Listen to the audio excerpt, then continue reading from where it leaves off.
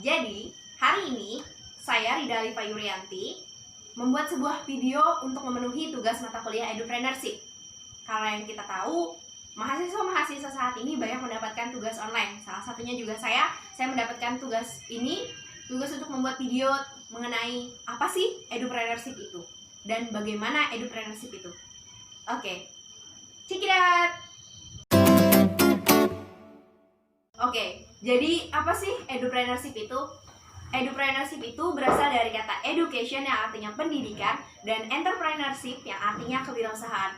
Jadi kalau digabungin, Edupreneurship itu adalah pendidikan tentang kewirausahaan. Atau lebih simpelnya lagi, kita belajar bagaimana caranya berwirausaha.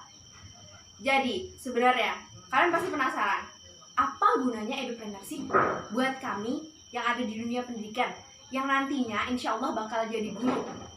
Yang pertama, menurut saya ini akan mengatasi pengangguran. Edupreneurship akan mengatasi pengangguran.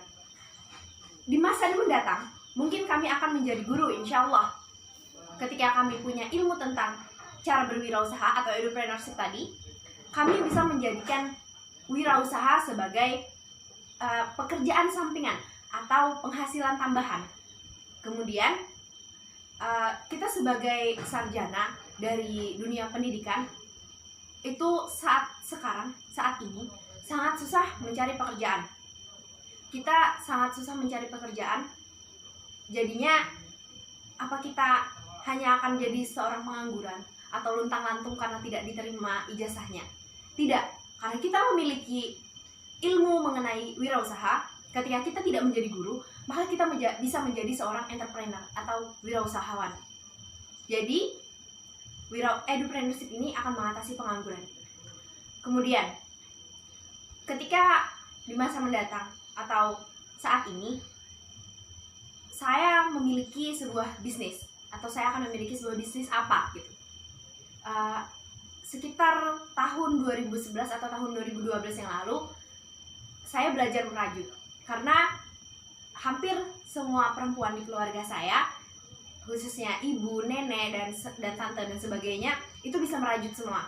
Jadi timbul ketertarikan hati saya untuk belajar merajut. Kemudian saya belajar merajut. Saya belajar dasar-dasar dari merajut.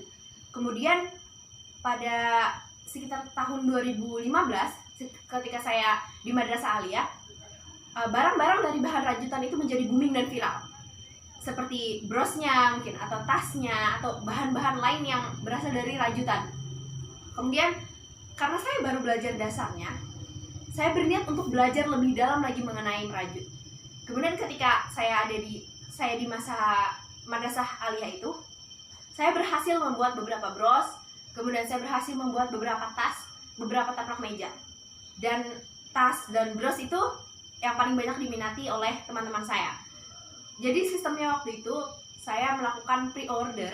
Jadi pre-order itu maksudnya saya menunggu pesanan orang dulu. Berapa fix pemesanan orang-orang, baru saya membuatnya. Tapi memang bisnis merajut ini memakan banyak waktu karena perlu ketelitian dalam merajutnya, juga perlu waktu yang banyak karena sangat lambat gitu. Tapi saya yakin kalau bisnis merajut ini akan menjadi booming lagi nanti di suatu saat. Waktu itu saya hanya saya memakai sebuah bros rajut.